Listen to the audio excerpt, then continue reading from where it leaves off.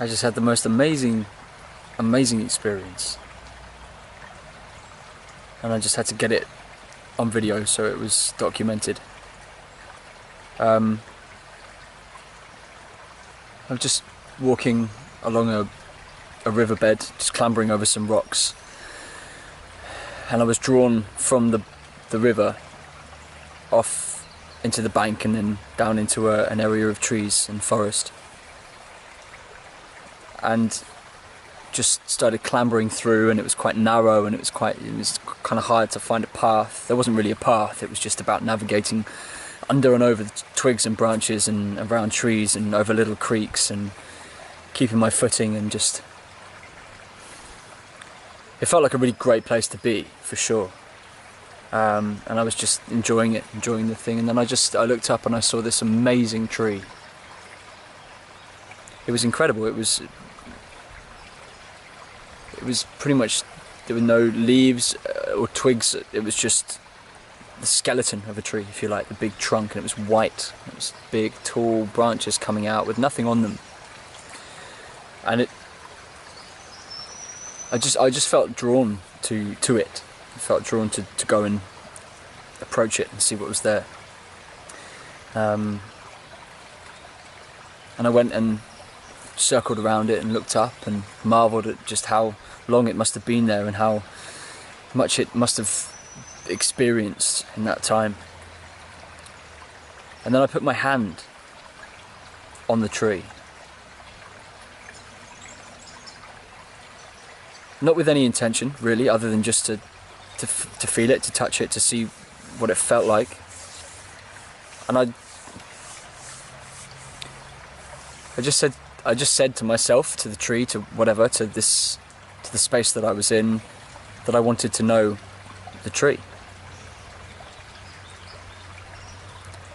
And my hand was on the bark, and all I could feel all of a sudden was this intense vibration, this intense feeling. It was like, the only way I can describe it is that I've seen that at amusement arcades, this machine that you put your hands on, and it's supposed to be like an electric shock, and you have to see how long you can endure the vibration. It's not electric, it's just pure vibration, and it builds in intensity, and you have to wait and see how long you can hold on, and you know, you win if you get the light bulb at the top goes ping, and it's like the Addams Family, for example, something like that, you know, bing, and then it's like the face. But anyway, that's how it felt, was putting my hand on this tree and just feeling this intense vibration. And it was, I didn't want to take my hand off, but at the same time it felt like it was getting more and more intense, and I wondered where it was going to lead. There was no electric, there was no plugged in, there was no metal bar that was vibrating. It was just purely from the tree, and you like this, and it was incredible. And I resisted the urge to eventually to remove my hand, and just held it there, and just without thinking too much, just sort of opened and just said, okay, whatever this is, wow, let's just see where it goes. And eventually it dissipated. But I was just left with this intense feeling of connection. I'd had my eyes closed, and I opened my eyes and I looked at the tree and my hand. There was no difference. It was all the same thing that I was looking at, and it was just there.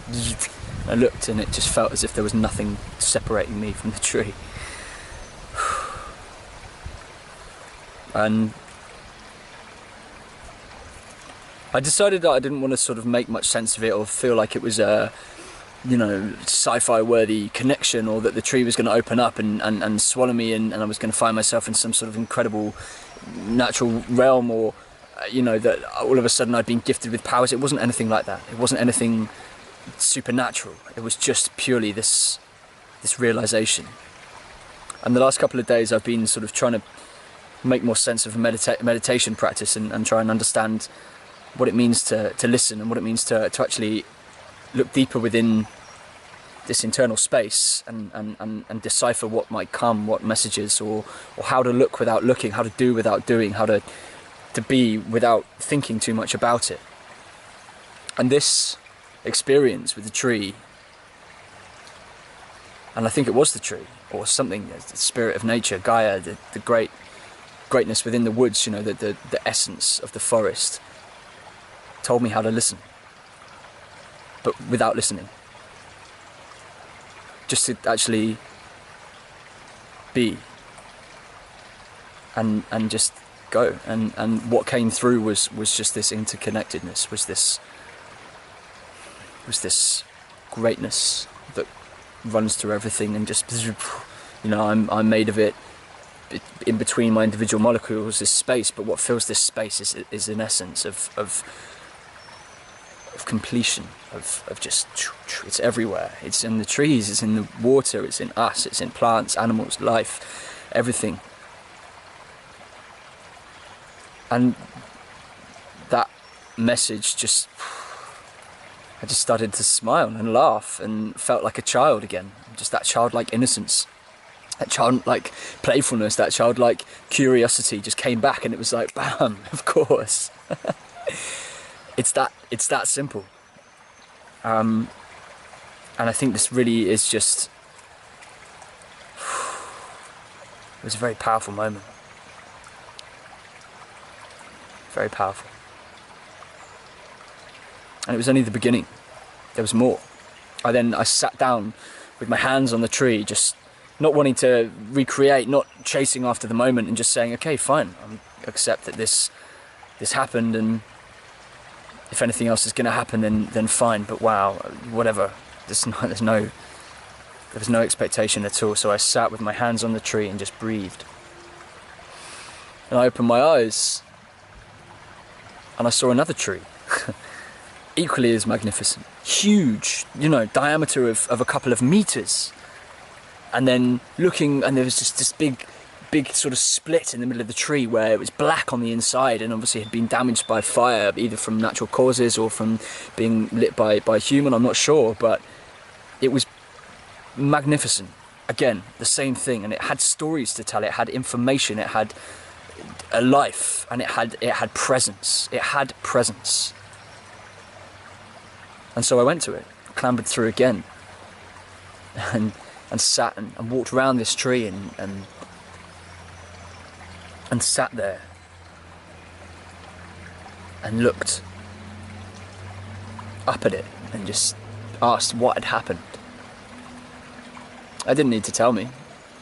I didn't really want to know. It was just a way of connecting, a way of going, okay, so yeah, I'm going to interact with you as a being, as something that has been here for a lot longer than me, a lot longer than my race, probably. Or at least a lot longer than many of the people who inhabit the planet today. We are the human race. We're just reconfigurations of previous generations. And so I sat with the tree and just said, this is it. This is the natural place to be. This is reconnecting with everything that's here. Imagine an armful of hairs. Imagine a piece of earth with trees and grass and roots reaching up, like a nervous system, like antenna, like they can just interact with the space around them. Wow. Boo! And I was sat there in this tree, believe it or not, there's more. And I was sat there, and I was just looking out at the forest, and then I closed my eyes and just asked for messages, asked for a sign.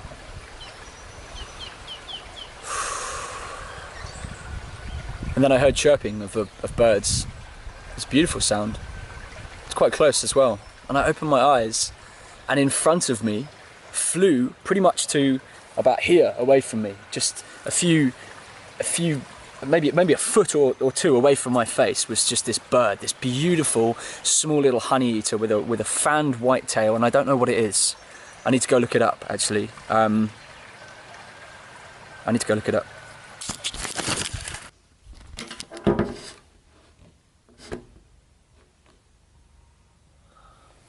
Okay, so I've looked up the bird.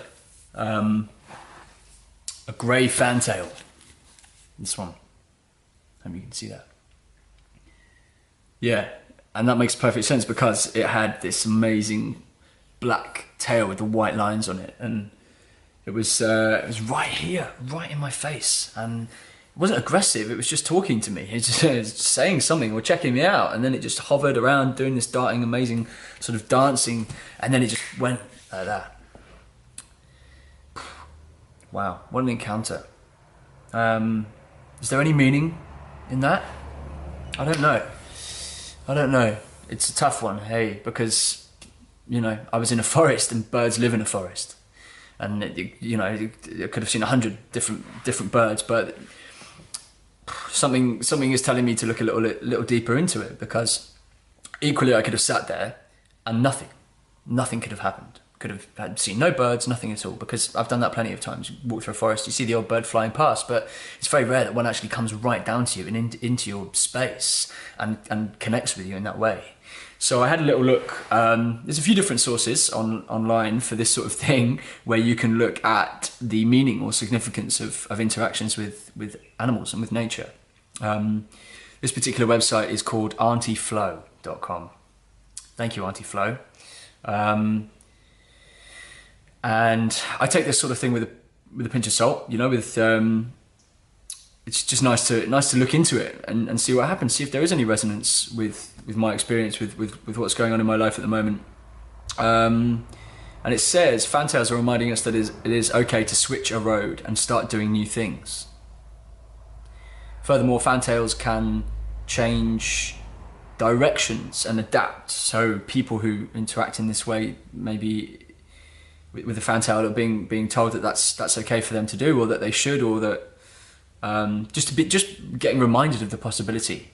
That's all it can be. It's just that if you see the way that a lion hunts, or you see the way that a spider builds a web, and perhaps even in the wind it gets knocked down but it carries on, it's perseverance, you know, that can inspire perseverance within us. So looking at these animals, looking at these encounters, perhaps it's just about looking at the characteristics of the animal and being reminded of the qualities of us that, you know, that actually correspond to that.